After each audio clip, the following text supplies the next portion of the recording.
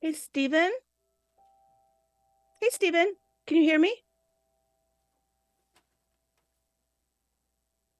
It's India. Can you hear me? Hi, yes. Hi. Your kitchen lights are like blasting into the screen. They're super bright. Okay, I can do something about that. Just wanted to let you know. Perfect. Thank you so much.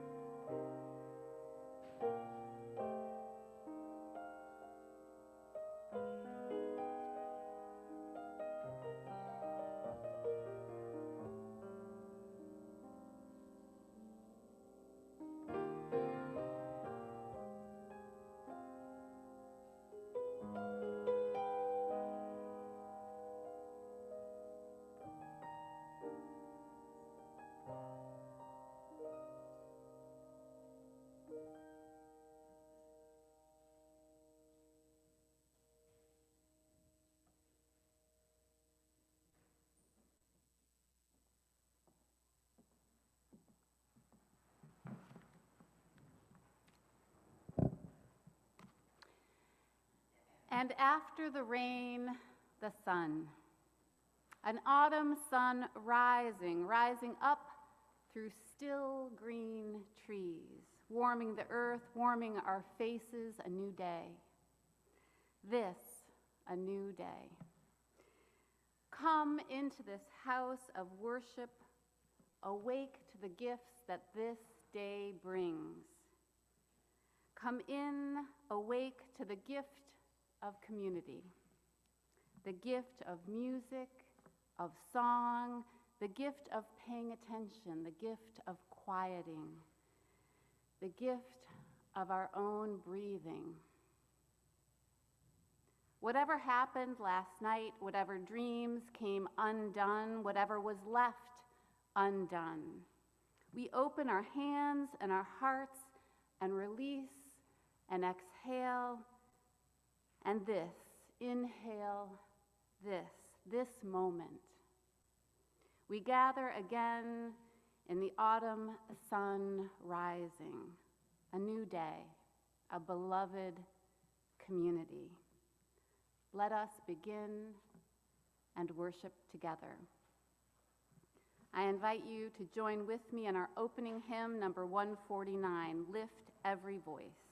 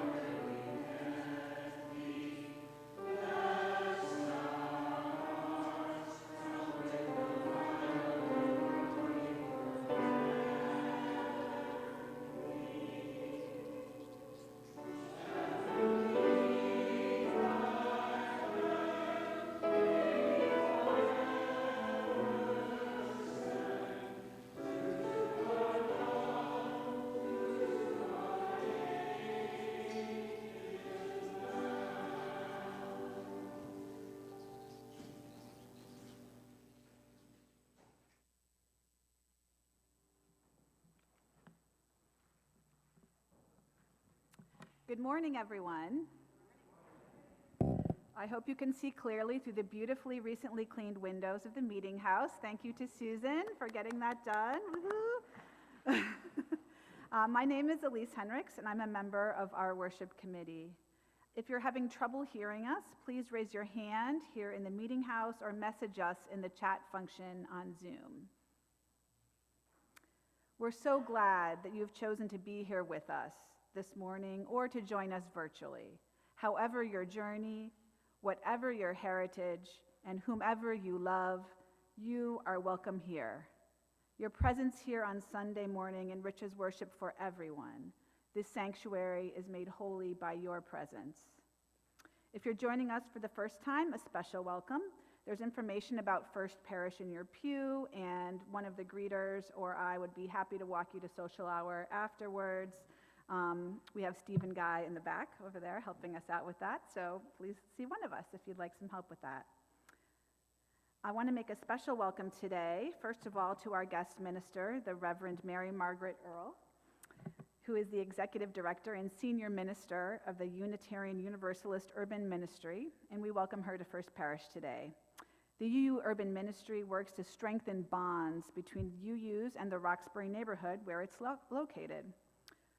We are working on our own bridge building here at First Parish. A few of us met with Reverend Zanetta and folks from the Church of Holy Spirit in Mattapan for dinner on Friday, so I encourage everyone to join us on future opportunities for that as well. Many folks from our parish have participated in events organized or located at the UU Urban Ministry, so if you've not had a chance to check it out, there will be many opportunities today to learn about how to get more involved after service. At the end of the sermon, we will be sharing a ritual for the activist heart, so get your minds and hearts in order for a ritual at the end. This Sunday, I want to also welcome our guest pianist, Arman Mohammed. Arman is joining us from Berkeley School of Music, and he grew up in South Portland. This is his first day here. I told him you're a very welcoming community, so if I give him a little heave-ho, I'd like to let him know when to play, but you'll know why. Tim is on sabbatical this month, and we wish him well-deserved relaxation and rest. Lastly, well, second to last, Halloween is around the corner. First Parish is hosting a trunk or treat on Sunday, October 22nd at 12 o'clock.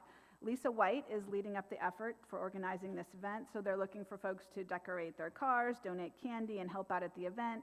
Please reach out to her if you're able to be involved. Today, the elementary age kids will be in Children's Church across the way, and so folks can pick up their kids there afterwards. And also, youth group will be meeting today at 1 o'clock in the youth room. Okay. So we're going to take a few moments to greet one another and extend a warm welcome to old friends and new. And if you're on Zoom, please turn on your video and go to gallery view so you can say hello to everyone. Take a moment to do that.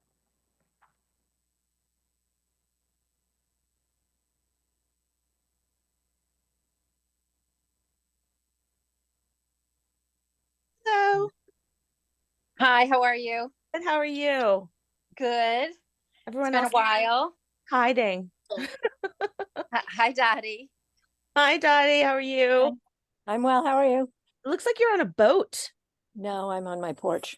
Oh, cool. Oh, very nice. What you're seeing is the reflection in the window.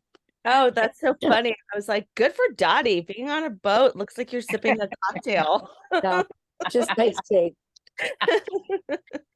Dottie, while I have you here, let's save us an email. You just sent me a message about who takes care of the sage. Right. Check with Pat. I don't know who does that. Okay, so you're not doing it this year. I'm coordinating the Share the Plate program, but I'm not the reflections. Is that what you mean? Yeah, but Share the Plate is what dates do you have? I just want to know dates. Okay, I will send those to you. I do have those.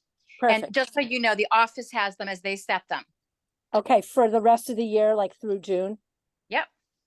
As we enter into worship, Okay. please take a moment to make sure your cell phones are silenced. Now is the moment when we can focus on being here, when we can choose to connect with ourselves and the divine, when we can choose to just be, to just be present.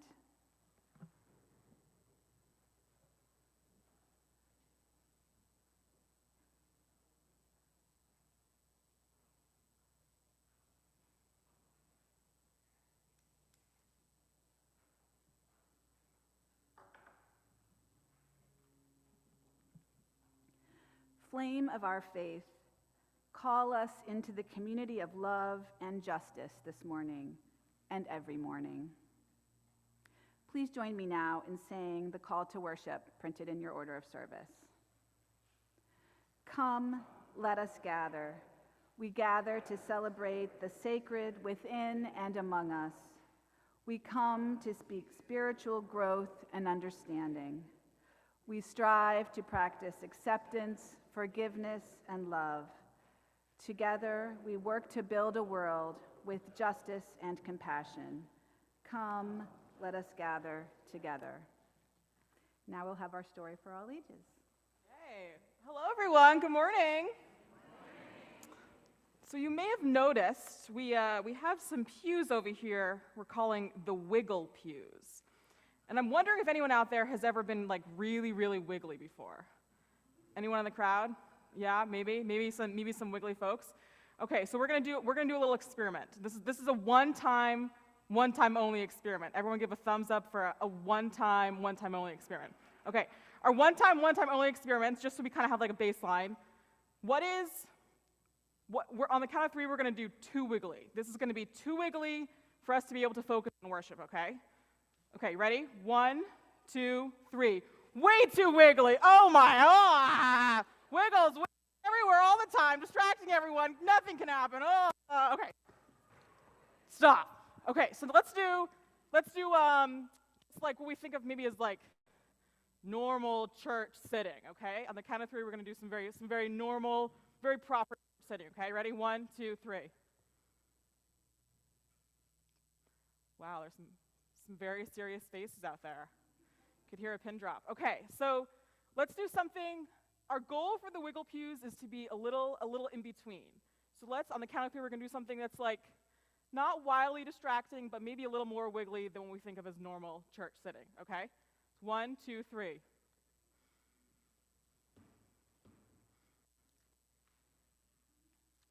Pause. How does that feel for folks? How does that level of wiggling feel? Good? Can we maybe like, if we were having a chalice lighting going on, we think we could still focus on the chalice lighting? Probably. But do we also think it maybe provides some opportunities to get some wiggles out if that's how you worship? Maybe a little in between? In between? Okay. Well, so with your blessing, I would love to explain the wiggle pews and have a wiggle pews blessing. So the idea of the wiggle pews is we have anyone in the wiggle pews want to hold up anything that's there? We got there, Chris. Ooh, some little toys, you got some paper, some fidgets. Awesome. So if you're in the wiggle pews, you can play with those. Those are there. There's not like a ton. Maybe, if Chris has a bunch of buddies, Chris, do you think you might have to share some stuff? Chris might have to share some stuff, but that's probably fine. You could probably do that. Leona, do you have any toys there that are working for you? Yeah, we got some fidgets there, but you're probably not gonna like pop them like super, super loud, right? Maybe kind of some popping, but not wild popping. Yeah. Not like, woo, I love that. Okay, perfect. Wonderful. So those are wiggle pews, and we love to think of them as all ages, because people of all ages need to wiggle. So if you'll join me for a little wiggling moments, maybe you can put your hands on a nearby pew. And if you could repeat after me.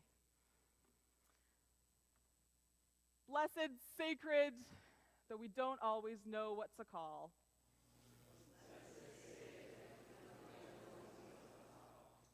May these wiggle pews be a safe and loving place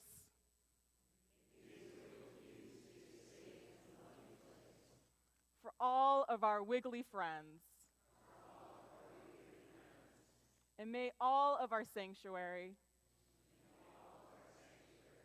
be a safe and wholesome and sacred space for us all.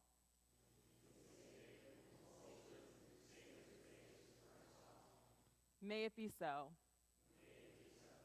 Wonderful. Thank you so much, everyone. Thank you for blessing our wiggle pews, and hopefully people will feel free to use them. And now we get to go to our children's programming.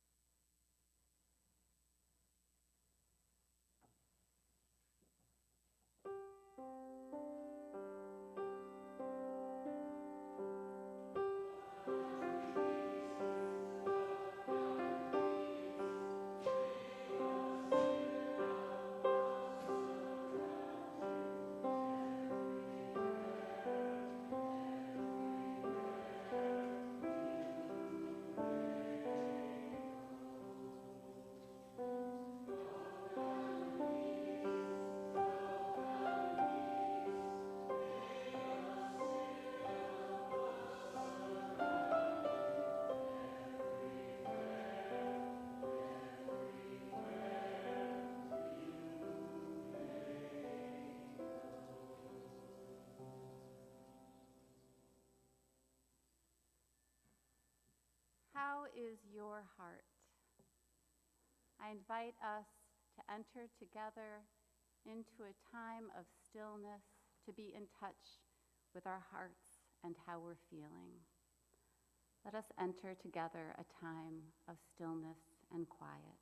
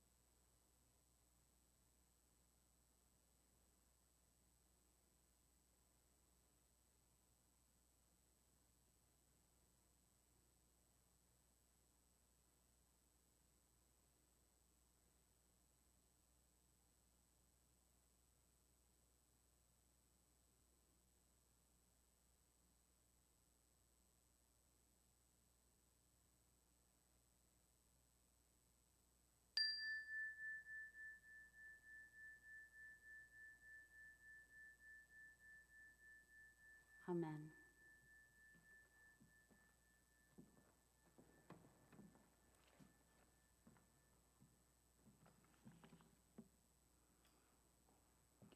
Our reading today is a poem by Mary Oliver entitled The Summer Day. Who made the world? Who made the swan and the black bear? Who made the grasshopper? This grasshopper, I mean, the one who has flung herself out of the grass, the one who is eating sugar out of my hand, who is moving her jaws back and forth instead of up and down, who is gazing around with her enormous and complicated eyes. Now she lifts her pale forearms and thoroughly washes her face. Now she snaps her wings open and floats away. I don't know exactly what a prayer is. I do know how to pay attention, how to fall down into the grass, how to kneel down in the grass, how to be idle and blessed, how to stroll through the fields, which is what I have been doing all day. Tell me, what else should I have done? Doesn't everything die at last and too soon? Tell me, what is it you plan to do with your one wild and precious life?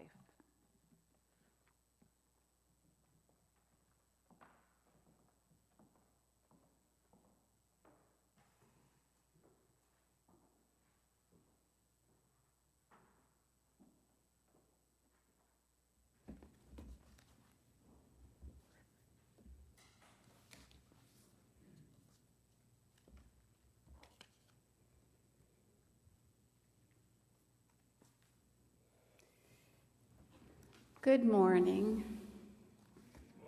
Thank you. It is good to be back in Milton I have visited here a number of times over my 9 years at the Urban Ministry, and I want to thank one of my very dearest colleagues, Reverend Lisa, for inviting me to come back again this year. It is good to be with you. Milton has been involved with the work of the Urban Ministry in many ways through the years. You may know that you are one of 46 member congregations of the Urban Ministry. Milton played a very important role some years back in the creation of a program called Jericho Road Roxbury, which I said to Elise, the foundation of that program continues to percolate in the work of the Urban Ministry, and we are in fact building out new programming that resonates with that history, which I hope you'll want to know more about after the service. My colleagues, Annie and Subu, are here. You want to raise your hand? So they'll be in the social hour afterward if you would like to know more about how to get involved with the work of the Urban Ministry. I want to also thank Elise this morning for shepherding my visit as a worship associate. I want to thank delegates who are the people in Milton who represent you at the Urban Ministry and pass information back and forth: Mary Blanchette, Tracy Robinson, Dottie Pitt. I want to shout out some of the faithful supporters of the Urban Ministry: Elise and Tony, B.B. Williamson, Scott McIsaac and Suzanne Durrell, Carolyn Newman and Rick Malmstrom, Patricia and Mark Ostrom, Dale Golombeski and Amy Calvado. Some of these supporters have been supporting us for more than 10 years. So it is good to be here and to spend time with you this morning. So I want to ask and hold this: how is your heart today? How is your heart?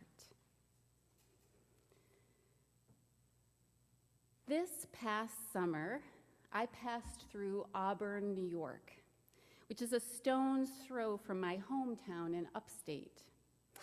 In the quiet and shimmer of the Finger Lakes near Lake Cayuga's shores, I spotted a sign on Route 34 for the Harriet Tubman House. Intrigued, I stopped in.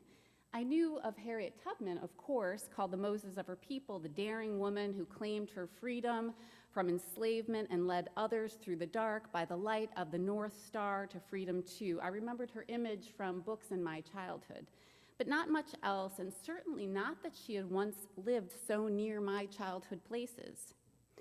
Harriet, born Araminta Minty Ross, on the eastern shore of the slave state of Maryland, had deep ties to Boston. She visited this area many times, building a network of support and friendship that sustained her efforts to lead others to freedom. And she retired to Auburn on land from her friend William Seward, who was Lincoln's Secretary of State and an Auburn son.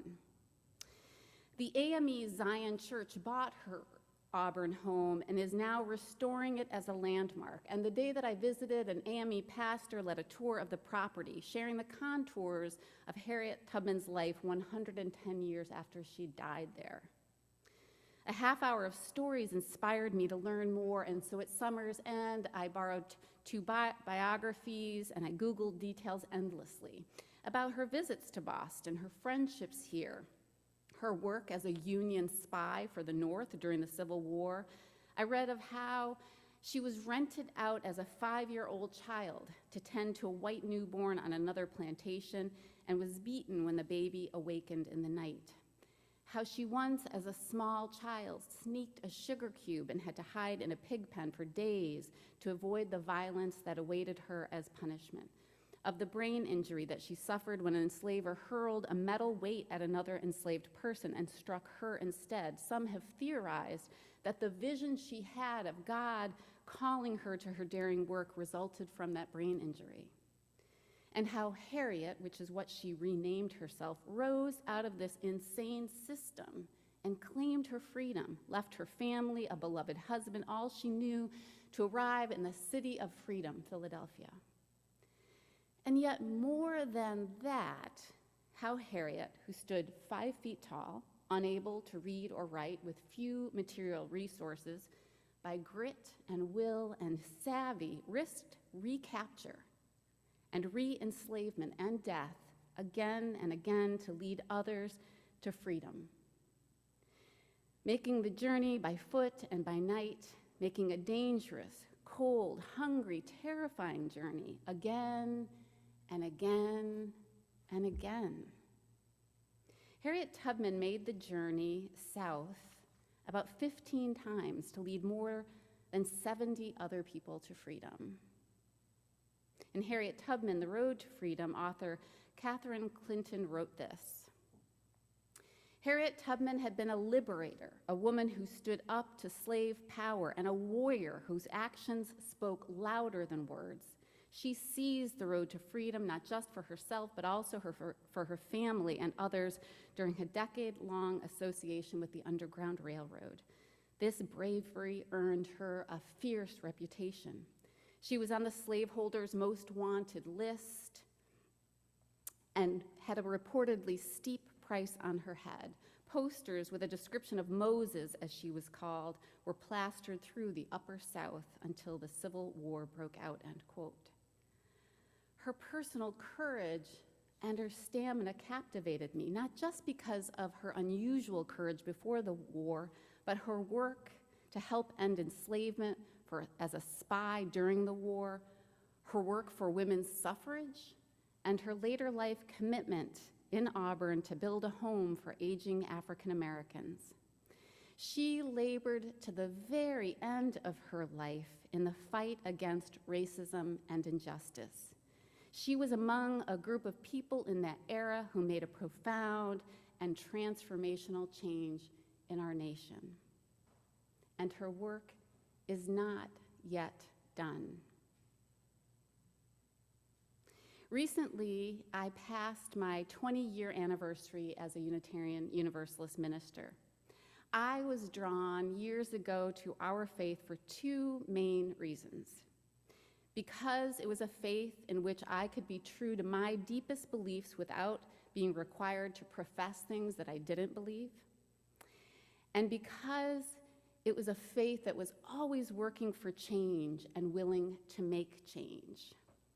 This is a place where we can bring our authentic selves and our activist hearts too. But making change doesn't come easily or quickly, and in 2023, as we look toward 2024, we face so much that still needs changing. Climate change, an inflamed and unreasonable political landscape, income inequality, and a fast-paced world that can seem too complex to make a difference. So this morning, again, I ask you, how are you? How are your loving and activist hearts? And what do you need to keep going? The giants of the past, heroes like Harriet Tubman, can seem to us like bronze statues, more divine than human. And Harriet may be singular in her courage and her impact, but in fact, we are all called, and we all have the ability to make change. At the Urban Ministry, we believe that change is possible. It's a fundamental belief. And we believe that it will take all of us across communities to make it. For nearly 200 years, the Urban Ministry has worked for change in Greater Boston. Founded by a Unitarian minister, the Reverend Joseph Tuckerman, the Urban Ministry was founded to both advocate for those who were oppressed and to harness the power of more privileged Bostonians to do that work. We have 46 member congregations to help us, including Milton. Through the years, we've worked with formerly incarcerated persons, with survivors of domestic violence. We've helped build affordable housing, a food pantry, provided after-school programming for Boston students of color. And since the 1970s, we've operated out of a campus in Roxbury, given to us by a UU congregation that folded. Grounded in Boston's historic African-American communities, encircled by member congregations that are mostly white and mostly suburban, we have deepened our focus on the racial disparities in Greater Boston. Boston remains mired in a legacy of enslavement and racism and segregation. Tubman's work is not done. According to the Boston Indicators Project, for example, 66% of Black residents and 72% of Latino residents are renters, compared to just 32% of white residents. That means that Black and Latino residents are vulnerable to market rate increases, being displaced, and cannot build the generational wealth that is principally earned through home ownership. Racial wealth disparities, in fact, have grown and not lessened over the past 30 years. According to a report that the Boston Indicators Project included, quote, "In the United States, economic inequity is inextricably connected to racial inequity. Over the same period when overall wealth inequity grew, wealth inequity by race also grew. By 2019, white wealth was almost 9 times as high as Black wealth and 5 times as high as Latino wealth," end quote. And the mortality gap remains, to me, one of the starkest reminders of the legacy of racism. With a 23-year difference in life expectancy between Roxbury residents, 68.8 years, and those in White Back Bay, 91.6 years. 2 years ago, the Urban Ministry adopted a new mission statement, making our commitments clear. We committed to working across race and place, across our communities, to dismantle racism and white supremacy culture, and to advance racial, social, and economic justice. And that vision has called for us to change too. We are rebuilding our programs and starting new ones. We are enlarging our community engagement work. We are rebuilding our workforce program to better serve proximate Roxbury neighbors. And we're focusing on how we build economic partnership in Roxbury. We are also working to change the way that we engage with you, our member congregations, to be allies with the Roxbury community, to build programming that can connect our suburban allies with the work of proximate neighbors. And I hope today you again will talk to our staff after the service about how you might explore being connected to that work. Our work is complicated, and we are building new maps as we go. Underneath it all, we believe that ultimately change is still possible and that each of us can help make it. In our work at the Urban Ministry, I have encountered modern day change makers like historian Byron Rushing. Who knows Byron Rushing's name? A few. He was a long-time state legislator who began organizing in Boston in the 1960s, and he has continued to speak out boldly against racism and shining a light on racist structures into today. He'll be our first speaker at this year's Community Conversations series in November, which we'll be doing in person, and I hope you'll come. I've met Dr. Angela and Reverend Joe Cook, who are founders of Page Academy, a freedom school just up the street for African American children that began during the busing crisis and still boldly does its work today. And I've met white allies who have stood strong in their work, time-tested. Here are a few lessons that I'm learning from them about making change. The first is that we are called to be who we are.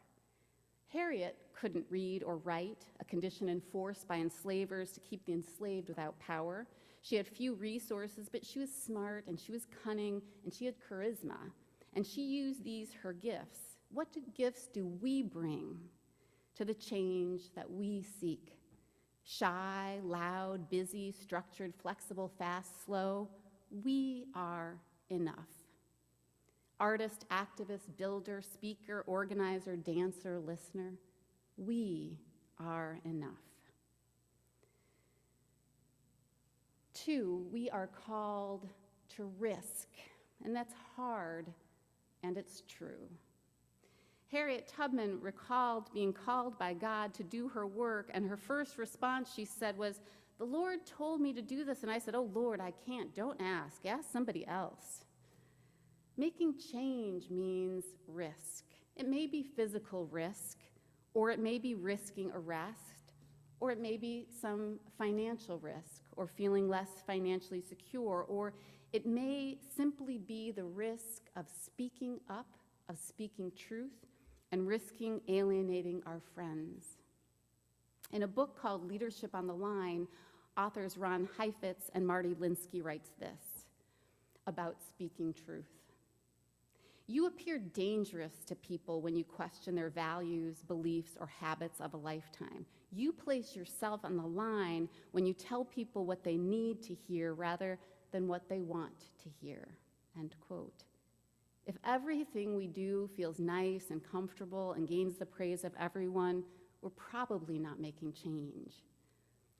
The poet Mary Oliver asked, "What are you going to do with your one wild and precious life?"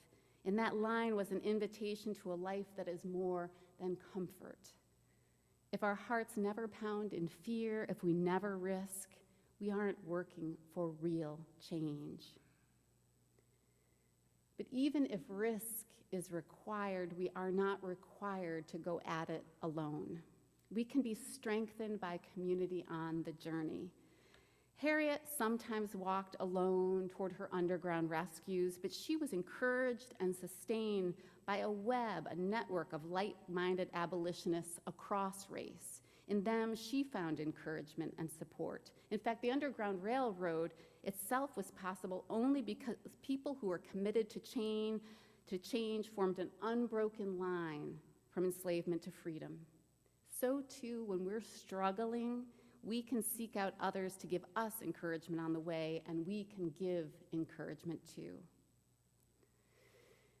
And finally, and this for me may be the one thing that I think is most important, we are called to persist.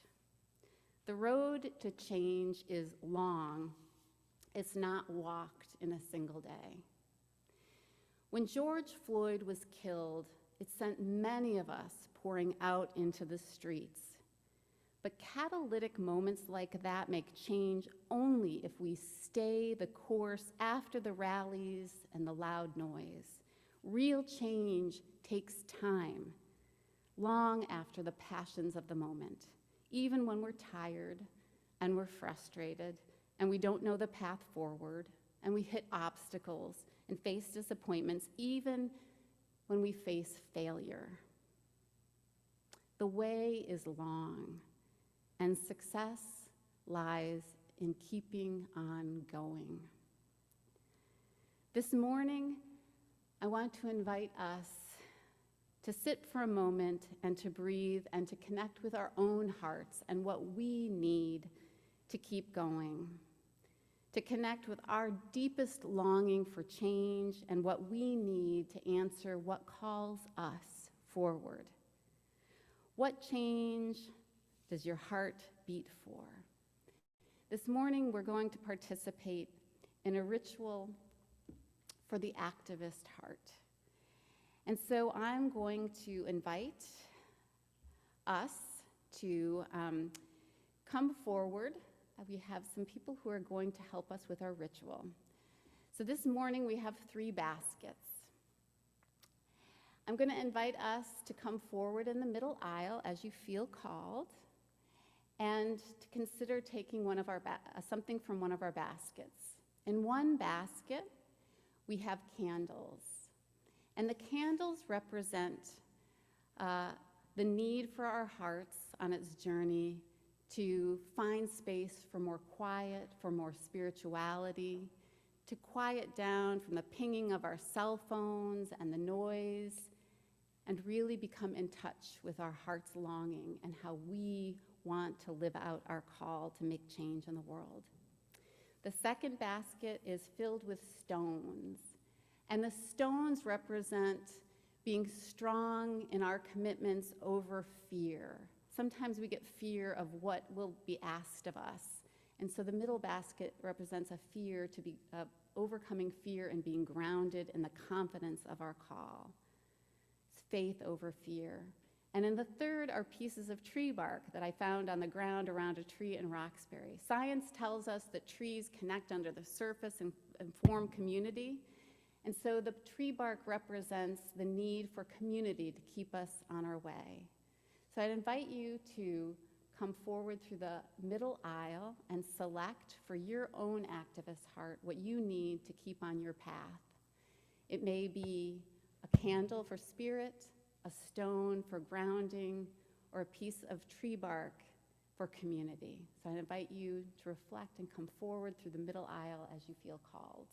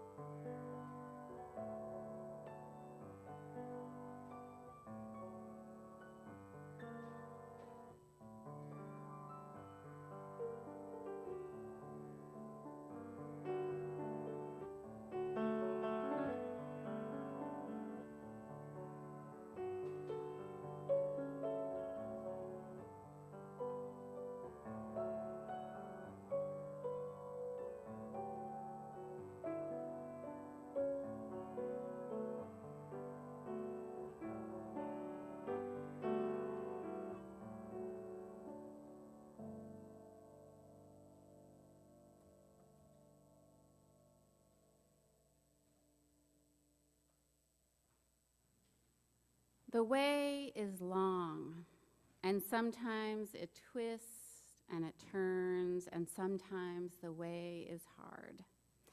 May we each be renewed and centered and listen to the strength of our own calls. Perhaps some will be called in the work of our urban ministry, and that will be a blessing. But wherever you are called, may you feel sustained and renewed and encouraged with the opportunity to continue to give your life to a world that needs you. Amen, and may it be so. I invite you to stand and join with me in our next hymn, number 101, Abide With Me.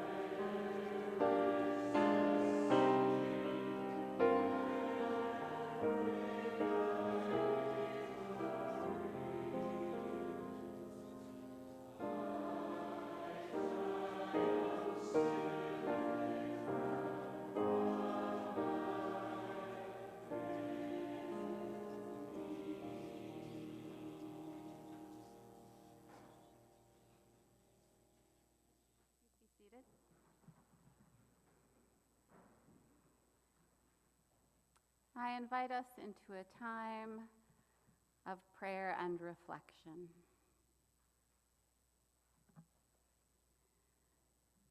Loving presence and spirit of life, we gather in beloved community this day and open our hearts to you. We come with struggles, spoken and some that have been unspoken, some that are in our hearts. We have worries for loved ones, job worries, sometimes money worries. We have relationship struggles. We ask that you help us to enter this moment with stillness. Give us renewed centering, renewed courage. Give us the energy that we need to continue journeying through all life's challenges. We ask that this community be blessed and strengthened in its ability for each person here to support another, and for this community to create a beloved web.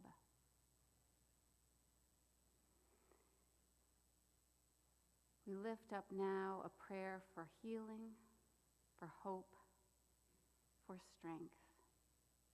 Amen, and blessed be.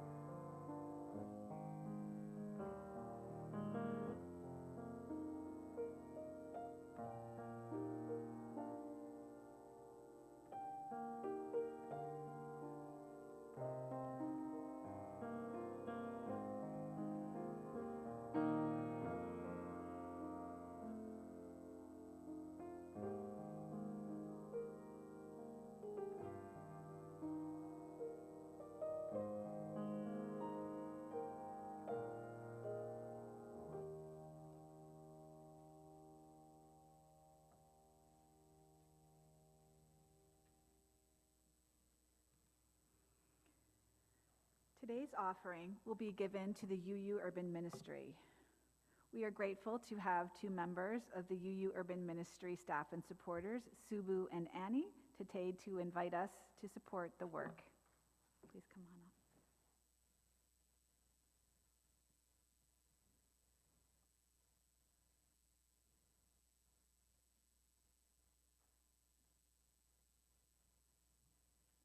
Good morning. I'm Annie Stubbs.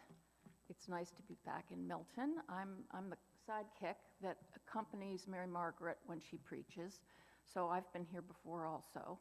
It's very hard for me to actually get that today is October 1st. I probably am not alone. I'm also probably not alone in my own little ritual, which I try to do on the first of every month, which is to say, rabbit, rabbit, first thing in the morning, before any other words come out of my mouth, to ensure me good luck for the month.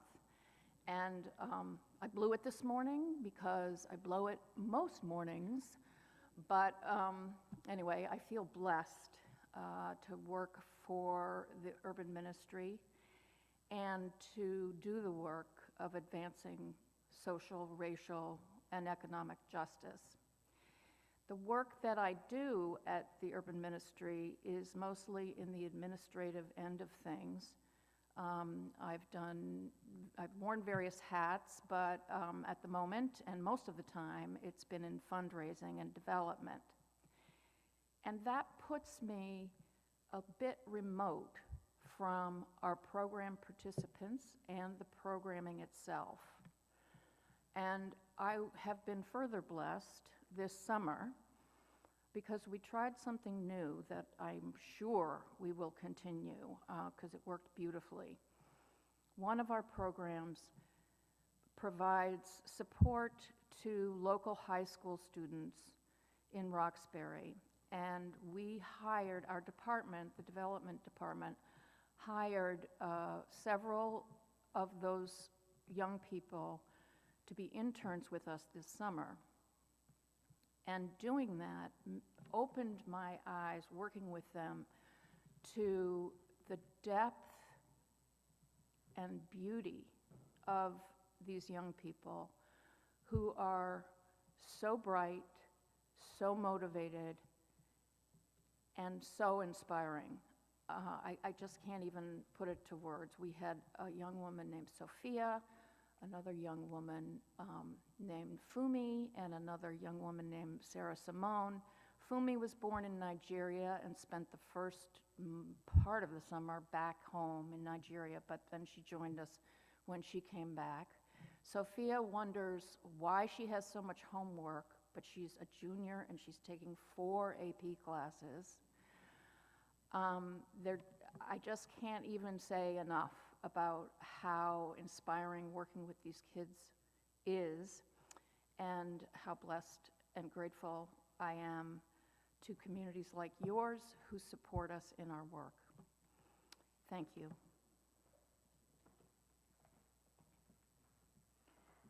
Thank you, Annie.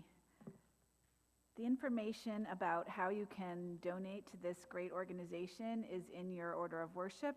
As you know, we primarily are doing text giving at this time. If you would like to donate cash, there will be opportunities to receive cash or checks. There's a plate at the front here and at the back at the end of service. Please feel to, and you can always donate to them online as well. So thank you so much.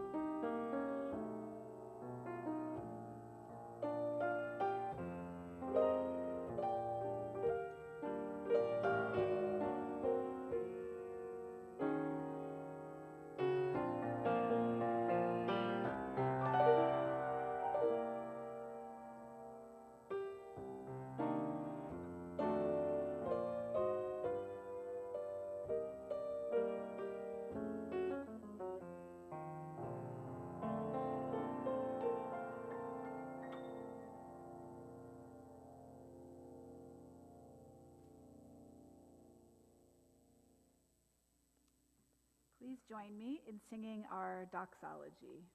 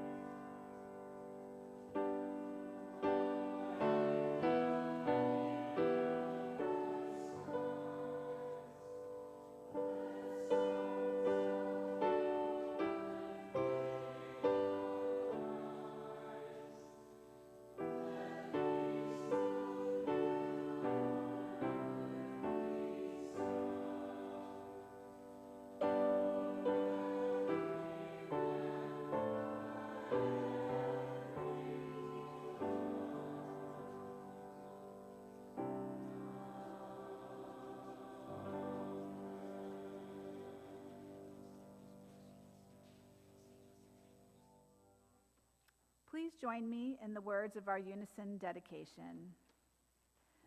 May these gifts be transformed into strength for this faith community, into comfort, food, and shelter for those in need, and may we be transformed by generosity.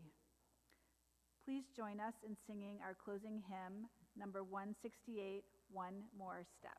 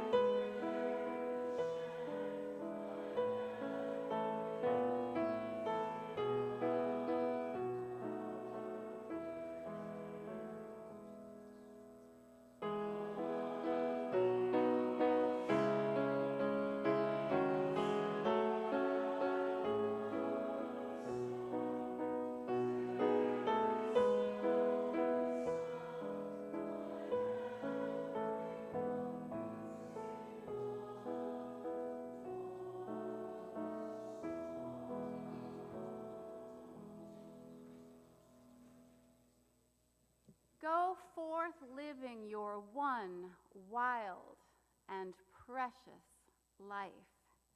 Go out with the gifts that the world is calling out for. Go forth on the road of change, courageous and faithful, one step at a time, and another, and then another again. Amen.